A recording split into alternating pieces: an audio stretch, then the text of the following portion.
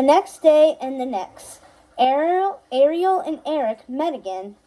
Eric played his snarfplat, a flute he called it, and Ariel sang for him.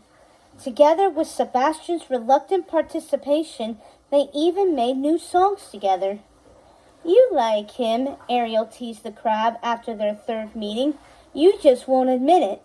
"The boy's got some talent with that flute," admitted Sebastian, "but that's all. He's still a human." "Music is a language that we share on both land and sea," said Ariel, hiding a smile. Eric had charmed Sebastian, same as he'd won Flounder over by bringing him a set of small floating balls. Flounder couldn't get enough of chasing after them across the surface whenever they met. At every meeting, Eric brought something from his world to show her, and Ariel brought something from Atlantica. The last time, he'd started to teach her to sail and showed her how to tie knots with simple rope. Then it began to drizzle, so Eric had shown Ariel an umbrella, which bloomed open like a flower to shield them from the rain. It was Ariel's favorite discovery so far, and she couldn't wait to learn what Eric would bring her next. "Here, I wanted to show you this," said Eric. "You could keep it, but I don't know if it'll get soggy under the water." "A book," Ariel said, recognizing the object. She hugged it to her chest. "I've always wanted one of these. I found one in a shipwreck, but most of the pages were missing." She flipped through the book, tracing her fingers across the pictures. "It's called an encyclopedia," explained Eric. "It has pictures and descriptions of almost everything in our world. I thought you might like it."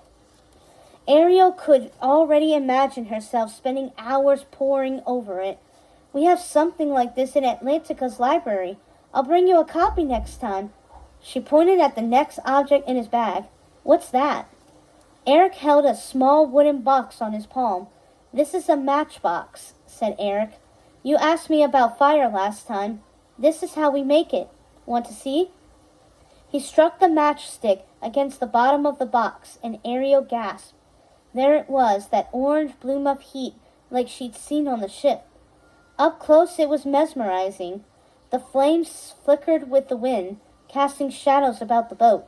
The flame traveled down the matchstick, about to graze Eric's hand. "Be careful," she cried, remembering the destructive power of the fire during the storm.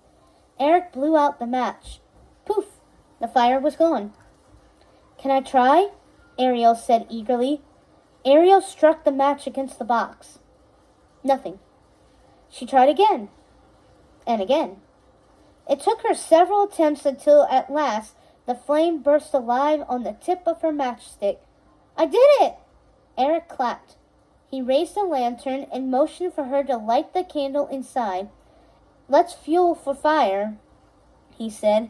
"It'll make the light last longer so that even when it's night, we can see." Ariel held the lantern, admiring how it illuminated the water. "Flounder, come look at this," she said, lowering the lantern off the side of the boat. But a large wave rolled toward the boat and splashed against the lantern, dousing the flame inside, and went out with a hiss. "Oh no," Ariel cried. "Don't worry about that," said Eric. "We can light it again." He gave her a sheepish smile. "I guess that's why there's no fire in the sea." She mustered a smile back at him, but she couldn't help focusing on his 2 legs and her fishtail.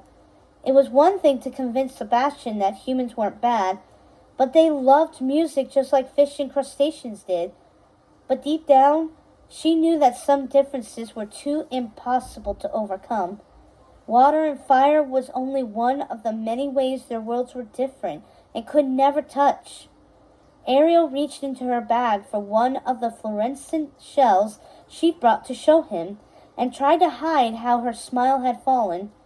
She could learn as much about the humans as she wanted, but unless she got legs, or Eric suddenly became a merman, they could never be together. They'd never be part of each other's world.